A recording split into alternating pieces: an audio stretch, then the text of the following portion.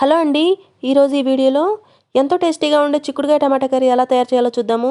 దీనికోసం ముందుగా స్టవ్ మీద కడాయి పెట్టి ఆయిల్ వేసి ఆయిల్ బాగా కాగిన తర్వాత తాలింపు దినుసులు, పచ్చిమిరపకాయ ముక్కలు, ఉల్లిపాయ ముక్కలు వేసి ఒకసారి బాగా కలుపుకొని కొంచెం అంతా కరివేపాకు, చిటికెడు పసుపు, హాఫ్ స్పూన్ వరకు అల్లం వెల్లుల్లి పేస్ట్, చిటికెడు ఉప్పు వేసుకొని అల్లం వెల్లుల్లి పేస్ట్ పచ్చివాసన పోయేంత వరకు వేయించుకొని వేగిపోయిన ఉల్లిపాయ ముక్కల్లోనికి కడిగి శుభ్రం చేసుకున్నటువంటి చిక్కుడుకాయ ముక్కలు వేసి 2-5 నిమిషాల పాటు సిమ్లో మూత పెట్టి మగ్గించుకోవాలి.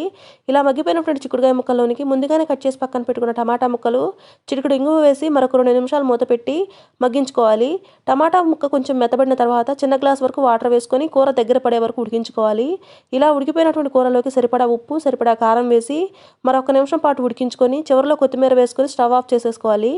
అంతేనండి, ఎంతో టేస్టీగా ఉండే చిక్కుడుకాయ టమాటా కర్రీ రెడీ అయిపోయింది. ఈ వీడియో మీకు నచ్చినట్లయితే సబ్స్క్రైబ్ చేసుకోవడం మర్చిపోకండి. Thank you for watching.